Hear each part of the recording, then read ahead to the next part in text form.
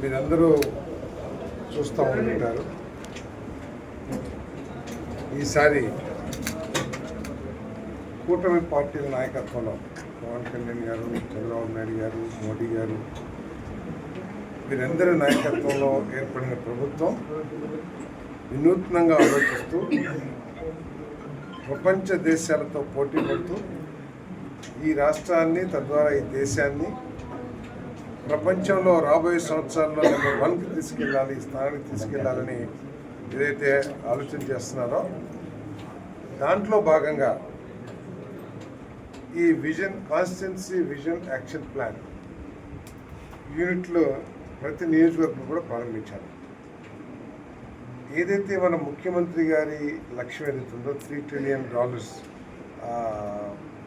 GDP, అదేవిధంగా దాదాపు 52 లక్షల రూపాయలు పర్ క్యాపిటా ఇన్కమ్ 2047కి ప్రతి తలసరి ఆదాయం 52 లక్షలకి తీసుకువెళ్ళాలి.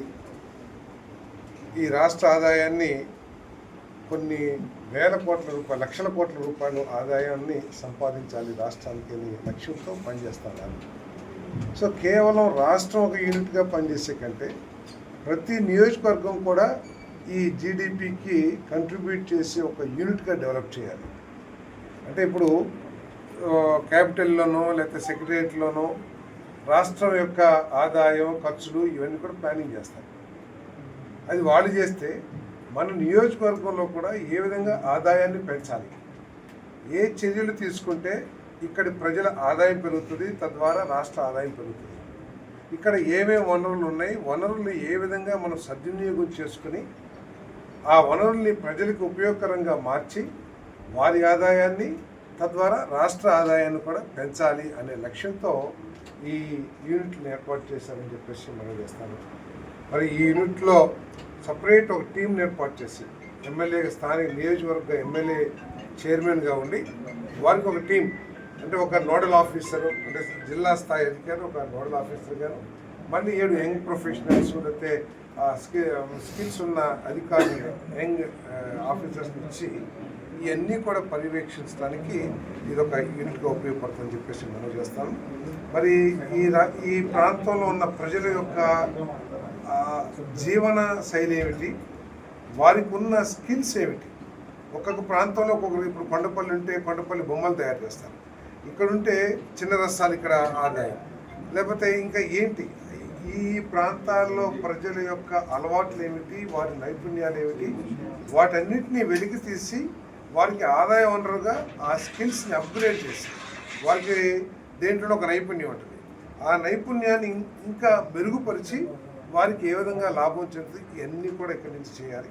అదేవిధంగా ఈ నియోజకవర్గ ఆదాయాన్ని ఏ విధంగా పెంచాలి, ఏ రంగంలో, ఇప్పుడు పారిశ్రామిక రంగం తీసుకొచ్చి ఇక్కడ పెట్టిస్తే ఆదాయం పెరుగుతుందా, వ్యవసాయ రంగంలో హార్టికల్చర్లో రైతులకు ఏం చేస్తే ఆదాయం పెరుగుతుంది, ఇవన్నీ కూడా ఈ అధికారులు మేమంతా టీం అంతా కూడా ప్రజల సహకారంతో మరి ప్లానింగ్ చేస్తామని చెప్పేసి మనం చేస్తాం. 2047కి మరి ఏదైతే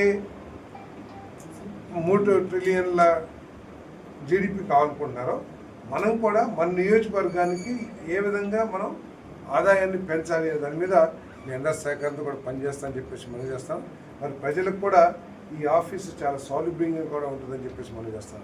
వారి సమస్యలు ఏదైనా సరే ఇక్కడికి వచ్చి చెప్పినట్లయితే మరి ఒక స్టాఫ్ వ్యవస్థ కూడా ఉంది కాబట్టి ఆ వ్యవస్థ ద్వారా వారి సమస్యల్ని వేగంగా పరిష్కరించడానికి అవకాశం ఉంటుంది. అంతేకాకుండా మరి నియోజకవర్గ సమస్యల గురించి చర్చించడానికి మరి ఎక్కడో ఒక చోటకో లేకపోతే మన ప్రజలకి అసౌకర్యంగా ఉండే ప్లేస్ కాకుండా ఇక్కడైతే బాగుంటుందని చెప్పేసి ప్రతి నియోజకవర్గంలో కూడా మరి ముఖ్యమంత్రి గారి ఆలోచన మేరకు ఈ యూనిట్స్ని ఏర్పాటు చేశామని చెప్పేసి మనం చేస్తాం. మరి కార్యక్రమానికి వచ్చిన అందరికీ కూడా ధన్యవాదాలు తెలియజేస్తూ ఈ యూనిట్ ద్వారా మన నియోజకవర్గ ప్రజలకి మేలు జరగాలని, వారికి ఎటువంటి సమస్య ఉన్నా వారి జీవన ప్రమాణాన్ని పెంచడానికి ఏమేమి చేయాలో అవన్నీ కూడా నా శాయశక్తిలో చేస్తానని చెప్పేసి కూడా సందర్భంగా తెలియజేస్తాను.